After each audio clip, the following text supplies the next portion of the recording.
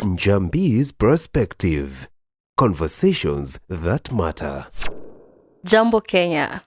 I'm trying to sound as patriotic as I can because I'm recording this on 20th October 2021. And today is Mashujaa Day.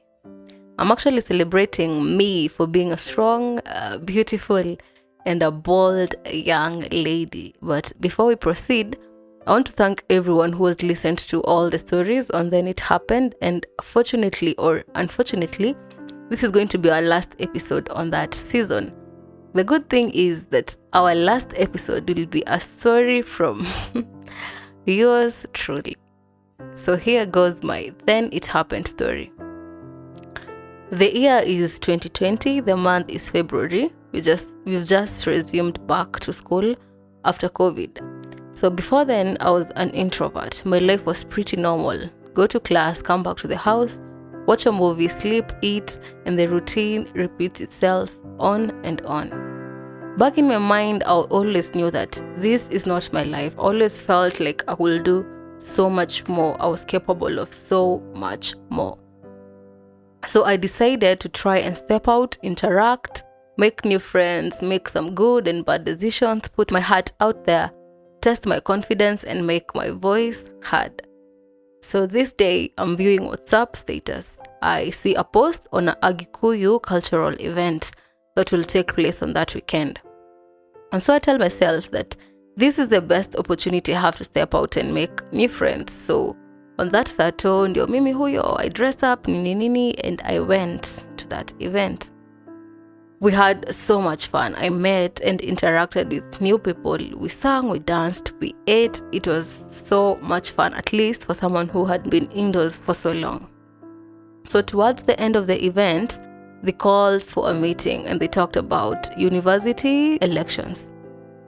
They said they needed people, anyone who had the grades and the confidence that he or she can convince people into voting for her, for him or her, that is. They wanted them to come forward and register. Wacha tucheke kidogo because I want you to imagine Njambi akiwa amekaa pahali peke yake kwa kona.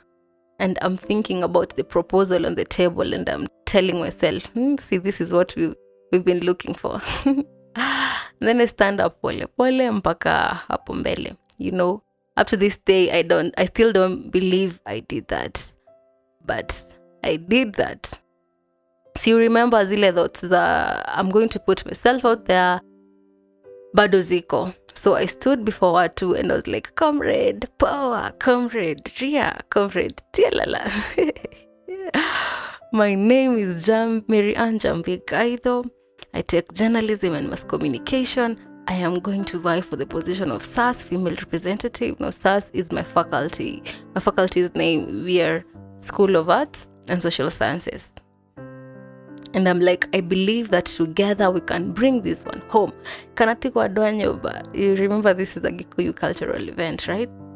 Mimi mkinichagua. Missing marks, sorted, trips tunaenda zote, fieldwork na practicals tutawai miss. Comrades, Ria. And they were all like, yeah. Mind you, I only knew very few people from the congregation. So I went back to my seat confident enough that, ituko nayo, you know, from the response I got from the people. At that point, I wish I saw zile memes. Tumwambie ama tuache. The journey had just begun. Let me tell you mine. Politics inataka pesa haki. All the political meetings you have to pay for. Sijui food, accommodation. Alafu you have to print the posters yourself. The cards, you have to pay bloggers. You have to pay your campaign manager. You have to pay people. Like ile ya kubribe. University politics are just like national politics. And you know, I wish someone told me this before I went up there and said comrade power. Because, hey, maybe by the way I had no money. My dad sent me some money and my boyfriend funded the rest of my campaign. I still owe him money. Mpaka sa, you know, I was telling him, si unajua tukiingia pale nitakulipa. Boy, this hard. Remember, I had no friends and I had no money. So the campaign period became so hard for me. I had to print out and stick all the posters peke yangu. So I had one guy who helped me with that, anaitwa Njoro. During the parliamentarians debates, I had no supporters. I went there peke yangu. Hey, my opponent had like an army, they even had a banner. Sasa naenda kusema kitu and the congregation starts booing, nini toka hapo, all those kinds of things. I literally cried on stage, by the way. And ilikuwa morning. And I didn't campaign the rest of the day. I just went back home. I switched off my phone, nikalala. The entire campaign period was just a mess. I just can't say any highlights I had because I remember there was a time nilienda shule nikapata wamerarua all my posters. Na remember sikuwa na pesa. Na zenye nilikuwa nimetoa wapi? Nilikuwa nimekopa. So the D-Day came. I woke up very early. If you're a Kikuyu, you probably know this song. Inasemanga daradhera modhenyoyo.